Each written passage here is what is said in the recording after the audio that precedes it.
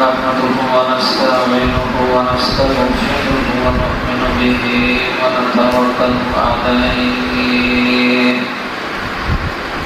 ونعوذ بالله من شرور أنفسنا ومن سيئات أعمالنا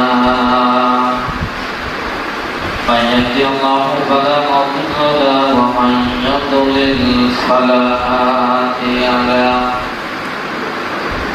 ونشهد أن لا إله إلا الله وحده لا شريك له ونشهد أن سيدنا وحبيبنا ومولانا محمدا عبده ورسوله الذي أرسله بالحق بشيرا ونذيرا وداعيا إلى الله بإذنه وسراجا منيرا فقد قال الله تعالى في كلامه المجيد وبرهانه التوحيد زمان খুলে বলি আউযু বিল্লাহি মিনাশ শাইতানির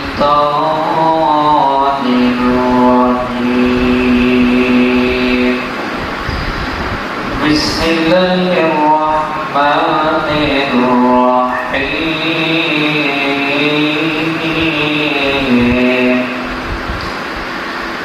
ইয়া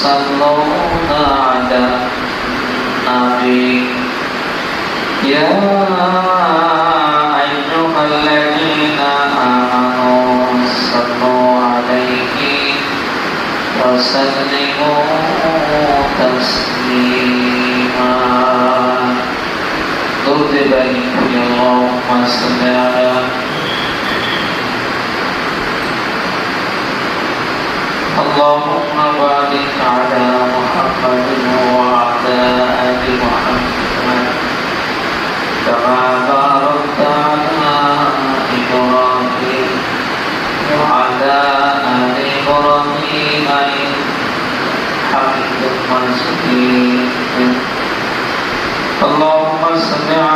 محمد عبدك ورسولك وصل على المؤمنين والمؤمنات والمسلمين والمسلمات وبارك وسلم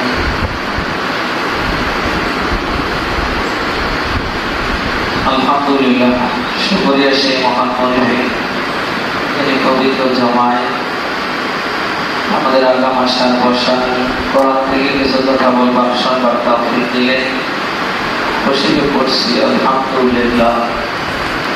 আমি আপনাদের সামনে সূরা মুনাফিকুনের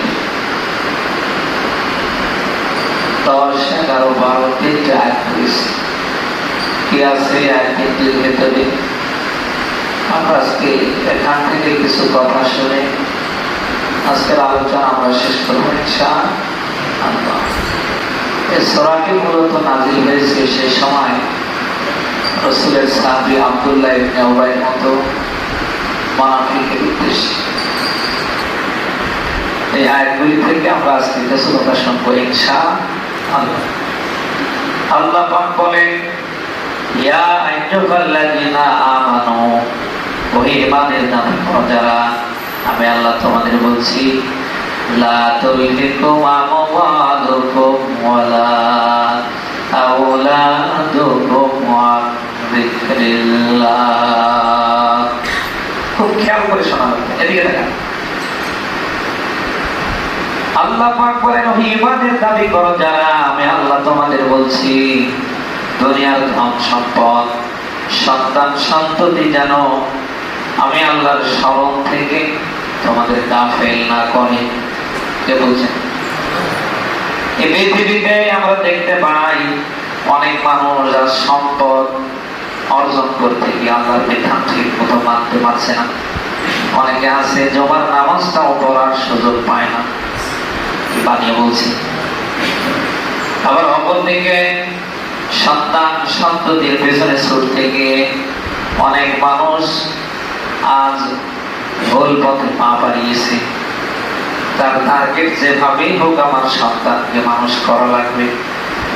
এই পৃথিবীতে মানুষ যেন ধন সম্পদের পেছনে ছুটে, সন্তান সন্ততির পেছনে ছুটে নিজেকে শেষ না করে, আল্লাহ তাআলা যেন বার্তা দিচ্ছেন, ধন সম্পদ সন্তান সন্ততি যেন আমি আল্লাহ থেকে তোমাদের গাফেল না করে।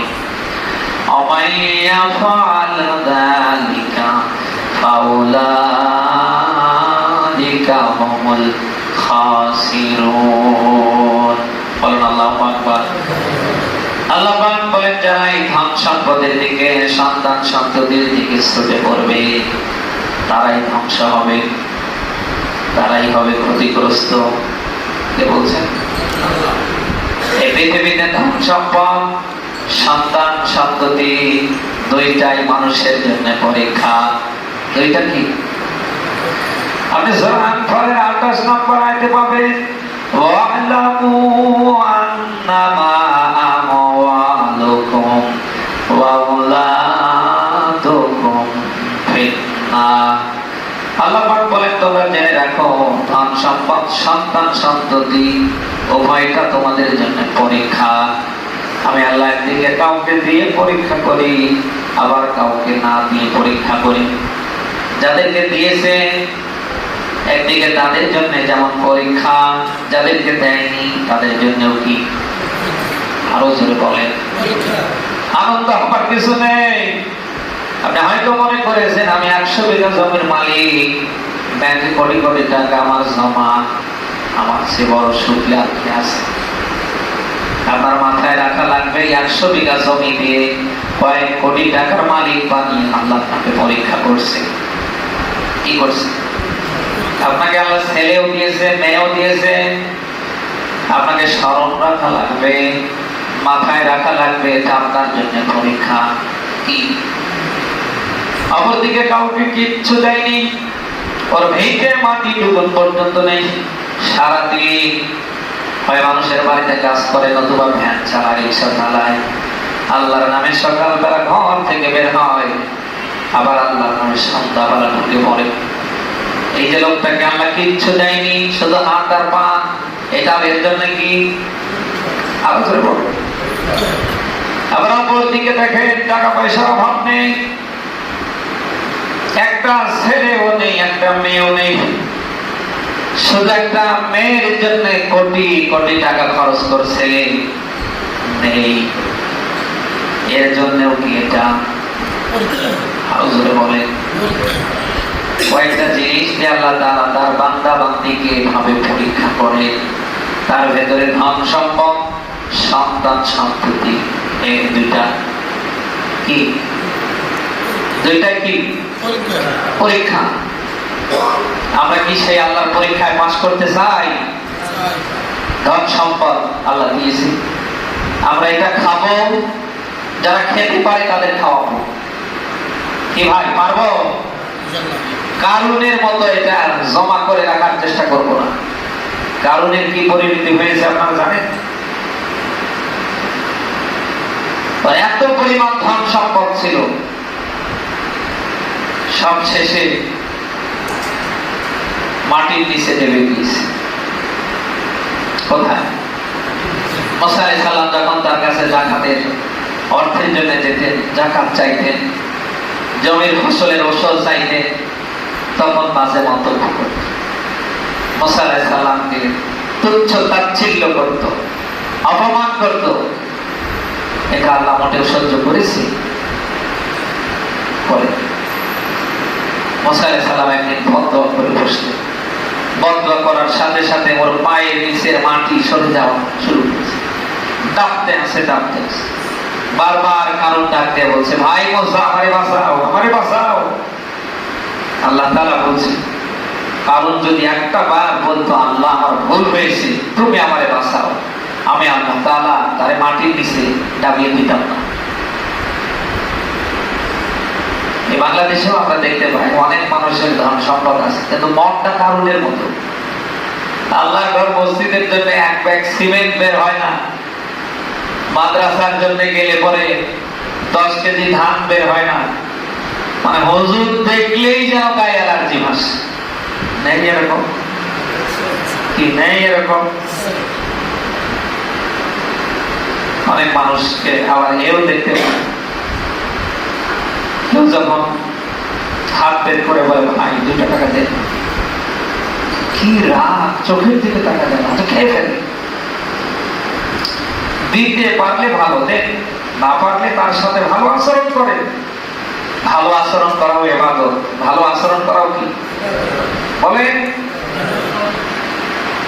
আপনি যখন একটা টাকা পকেট থেকে বের করে কাউকে হাতে দিয়ে ফেলবেন, আল্লাহ তাআলা বসে থাকে না, তার ফেরেশতারা আপনার জন্য দোয়া করে, আল্লাহুম্মা আতি মুনফাকান খলাফা, আল্লাহ যে একটা টাকা দান করেছে তার সম্পদ বাকি।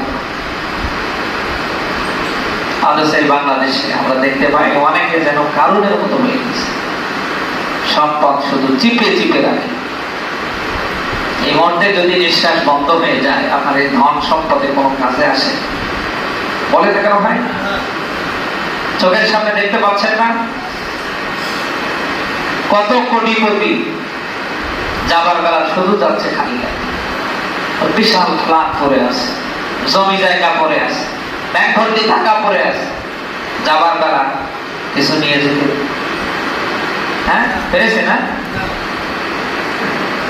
এতটুকু চিন্তা ভাবনা করলেই তো নিজের জন্য দেখছে না।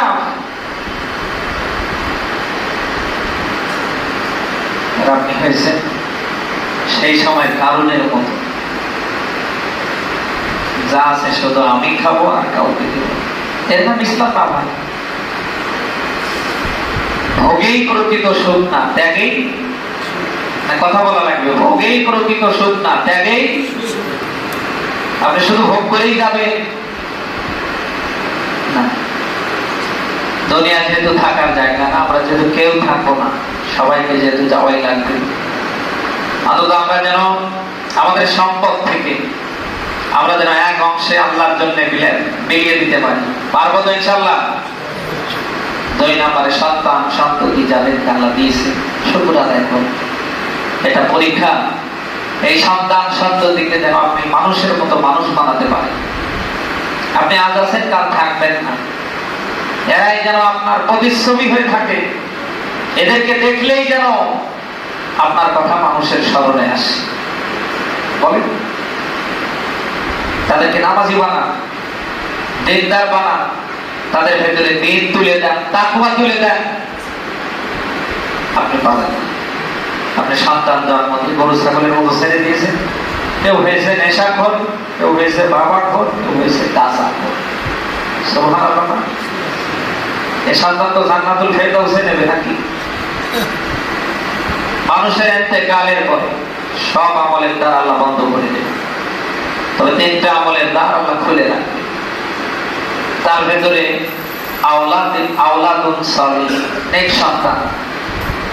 আপনি যদি জিন্দা থাকতে আপনার সন্তানকে নামাজি বানাতে পারেন, দিনদার বানাতে পারেন, আল্লাহওয়ালা একজন সন্তান দেখে মরে যেতে পারে, সন্তান যতদিন হাত উঠাবে আল্লাহ কোনোদিন ফেরত দেবে।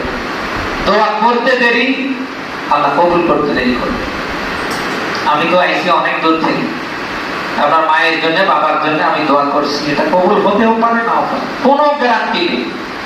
কোন হুজুরে হলফ করে বলতে পারবে না যে অমুকের মায়ের গরু খেলাম, বকরি খেলাম, হাঁস খেলাম, মুরগি খেলাম, দোয়া করলাম কবুল। কোনো গ্যারান্টি নেই, হতেও পারে নাও পারে। কিন্তু আপনার সন্তান বা আপনি যখন আপনার মায়ের জন্য বাবার জন্য হাত উঠাবেন, হাত উঠাতে দেরি, আল্লাহ তাআলা কবুল করতে দেরি। দরকার কোনটা? নিজেরটা না কি? নিজেরটা না? এই জন্য যাদের ছেলে মেয়ে আছে আমরা দৃষ্টি দেব। সন্তান যদি নামাজি না হয়ে থাকে, নামাজের ব্যাপারে আদেশ দেব। পারবো না? মরু আওলাদাকুম বিসসালাহ, তোমরা সন্তানদেরকে নামাজের প্রতি আদেশ দাও 7 বছর বয়স জন্য। যখন তাদের বয়স হাঁটি হাঁটি পার করে 10 বছরে পদার্পণ করে, তখন আর তুলে দাওয়াত দিয়ে লাভ নেই। এবার ধরো আর পিটাও। আজ এই বাংলাদেশে আমরা পিতা যারা আছি, আমরা যদি এই হাদিসটা মানতাম, আমার মনে হয় না কোন সন্তান নামাজ থেকে ঝরে যেতে পারত।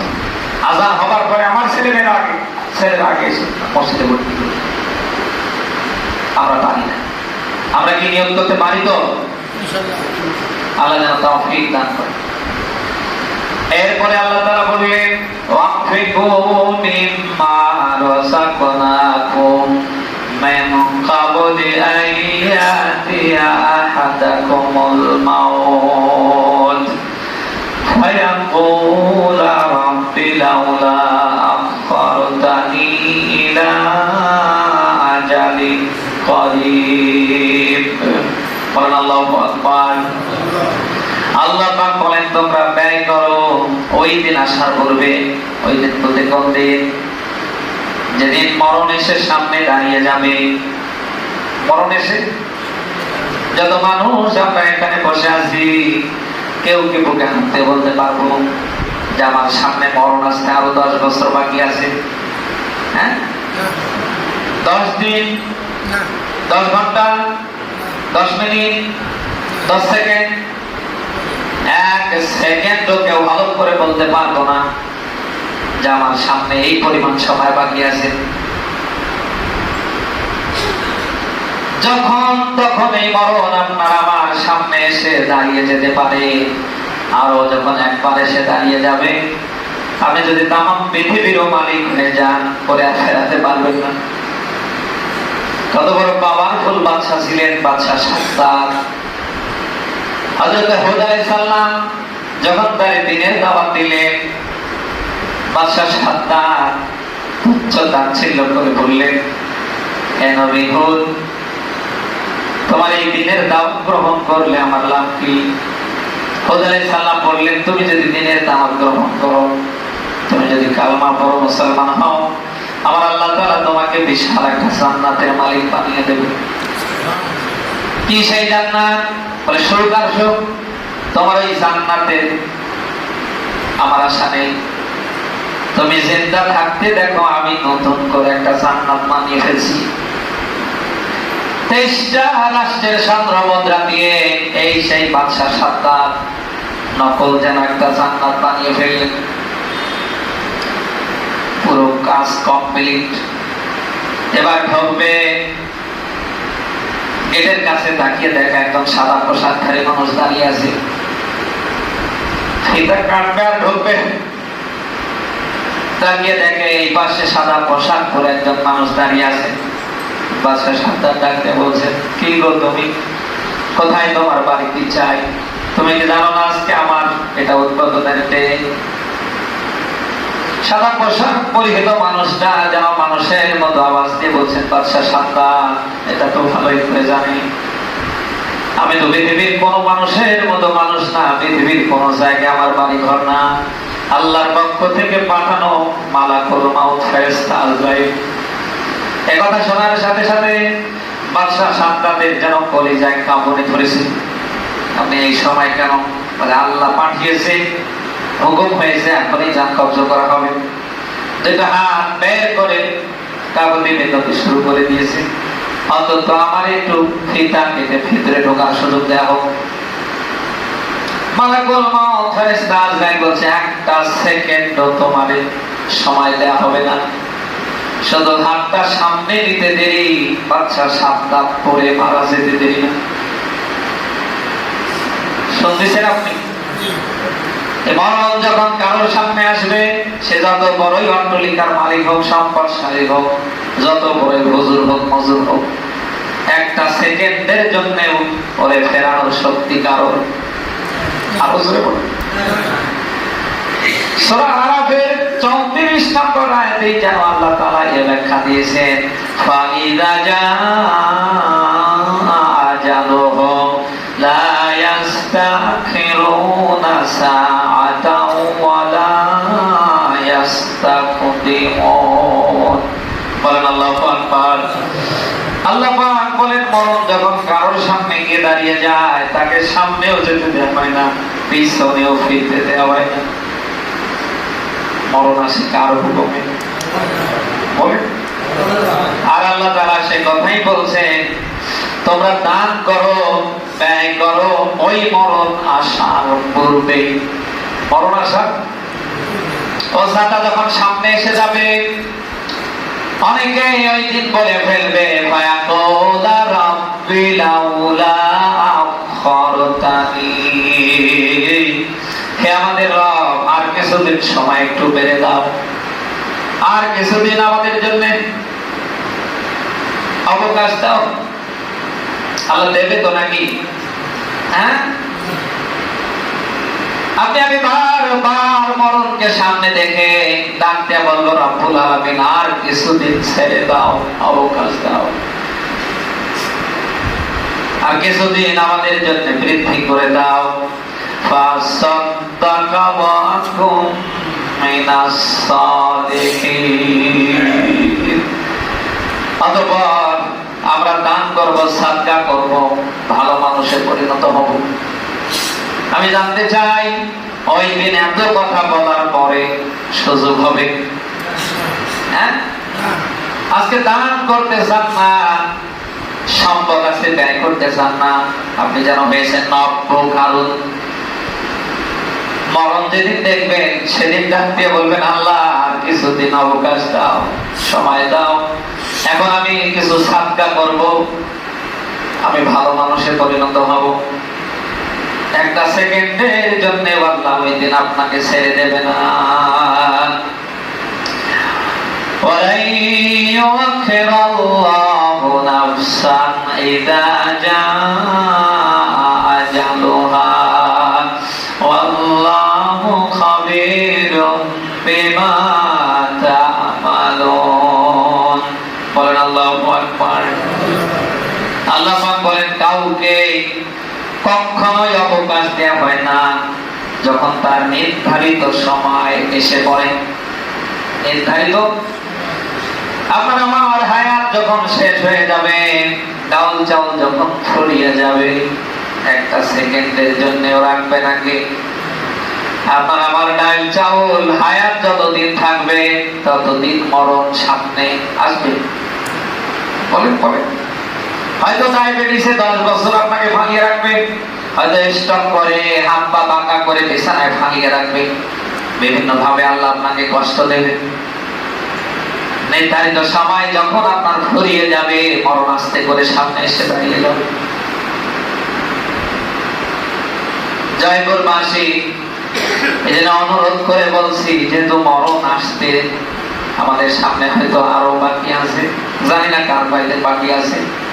আমার মনে হয় এখন এই মুহূর্তে আমাদের সিদ্ধান্ত নিয়ে আল্লাহর দিকে ফিরে আসার দরকার। যতটুকু সময় পাচ্ছি, আমার মনে হয় এখন থেকেই প্রস্তুতি নিয়ে আমরা যেন আমাদের সম্পদের হক আদায় করতে পারি, বেশি বেশি করে দান সদকা করতে পারি, এবং ভালো মানুষ হওয়ার জন্য যা যা করার দরকার আমরা যেন করতে পারি। এই পদক্ষেপ নেওয়ার কি দরকার সবার আছে না ভাই? সবার দরকার আছে।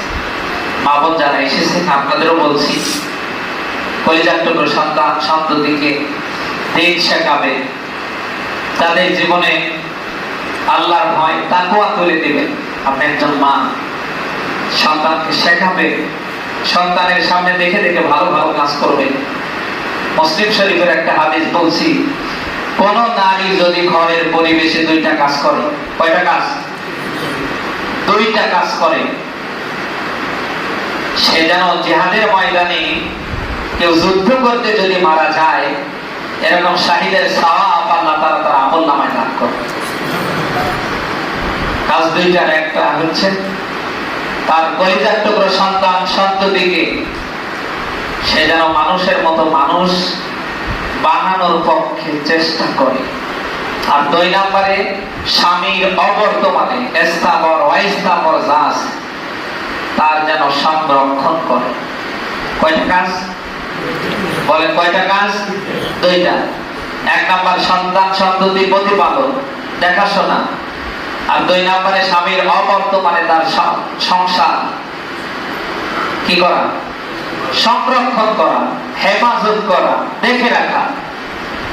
মাদের ভিতর থেকে কেউ যদি এই দুইটা কাজ করতে পারে, এই দুইটা গুণ যদি কারোর জীবনে থাকে, নবীজি বলে কেউ জিহাদের ময়দানে যুদ্ধ করতে গিয়ে যদি মারা যায়, ওকে যেমন আল্লাহ তাআলা শহীদ হিসাবে কবুল করে নেয়, ওই রকম একজন নারীকে, একজন মাকে, বোনকে ঘরের ভিতরে আল্লাহ জিহাদের ময়দানে যুদ্ধ করে মরে যাওয়ার সওয়াব আমলনামায় দান করেন।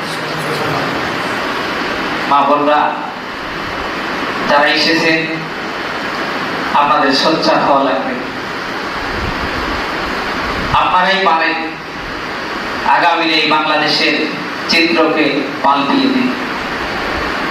কারণ আপনারা ঘরের পরিবেশে এক একজন মা না, যেন গৃহী শিক্ষিকা, গৃহী কি শিক্ষিতা একটা মাই পারে আগামীর সমাজ, আগামীর রাষ্ট্র রূপরেখা চেঞ্জ করতে।